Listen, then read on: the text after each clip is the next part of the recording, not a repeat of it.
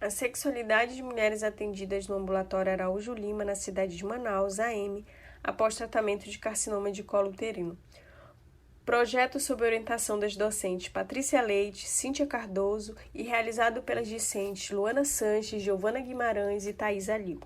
Iniciou a exposição do projeto a toda a comunidade científica, partindo do mesmo princípio em que se deu seu surgimento. Por que a escolha desse tema? De onde veio o nosso interesse? Então, a partir desses questionamentos, percebemos que se tratava de um estudo pioneiro no Amazonas e um outro fator que serviu de estímulo e apoio ao início do nosso projeto foi a implementação, em maio de 2019, no próprio Araújo Lima, do serviço multidisciplinar de sexualidade voltado para mulheres com câncer de colo de útero e câncer de mama.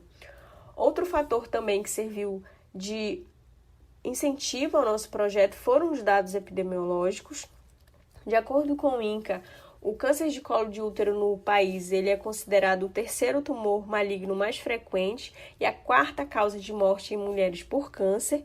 É também considerado o primeiro mais incidente na região norte, sendo a única região onde esse câncer tem a maior magnitude. Sabe-se que o câncer de colo de útero se dá pela infecção persistente pelo papilomavírus humano por via sexual e suas principais formas de tratamento são a cirurgia radical, a radioterapia e a quimioterapia. Então, em se tratando de consequências do tratamento, percebemos que tinham estudos que mostravam esses prejuízos sexuais a nível de cenário global e a nível de cenário nacional com relação a essas mulheres. Mas a nível de cenário local a gente não encontrou estudos que abordassem a questão. E vale enfatizar em que, se tratando de estado do Amazonas, região amazônica em si, a gente sabe das suas peculiaridades devido a uma questão geográfica, então a gente sabe dos desafios que é o acesso ao serviço de saúde. Então isso também serviu de bastante estímulo para que iniciássemos um estudo com relação a esse tema no estado. Então os objetivos do projeto foram justamente apresentar os impactos sobre a sexualidade dessas mulheres, quantificar essas mulheres e saber realmente quais eram essas consequências biopsicossociais sobre a sexualidade dessas mulheres.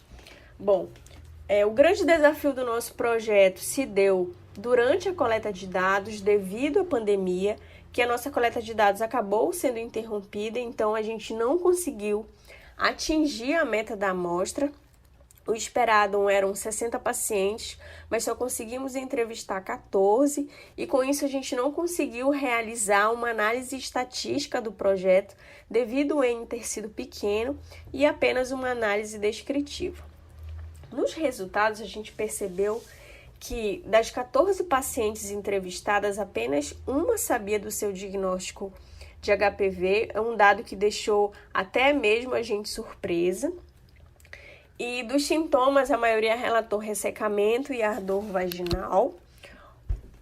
Outro também dado é que a maioria dessas pacientes relataram uma diminuição do prazer sexual após o tratamento e, consequentemente, houve uma diminuição na frequência das relações sexuais dessas mulheres. Outra questão também com relação ao padrão cultural é que essas mulheres elas relataram, a grande maioria, uma diminuição das vontades das práticas sexuais. Então, o estudo ele abordou justamente essa real problemática, que seria esse quadro clínico da doença e a dificuldade que essas mulheres têm de lidar com a própria sexualidade após o diagnóstico e o tratamento. Percebeu-se também essa falha na comunicação do diagnóstico de infecção pelo HPV por parte do serviço de atendimento. Então, a partir disso, tem-se uma necessidade de novas estratégias de abordagem em saúde e a expectativa é oferecer um serviço de forma integral a grande parte da população amazonense e incentivar novos estudos sobre o tema. Por fim, gostaria de agradecer à equipe do Ambulatório de Sexualidade, que abriram as portas ao início do nosso projeto, foram as grandes facilitadoras para esse contato com essas pacientes, para que o nosso projeto de fato se efetivasse, e agradecer a essas mulheres que contribuíram, que se voluntariaram para que o nosso projeto realmente acontecesse. O nosso muito obrigada.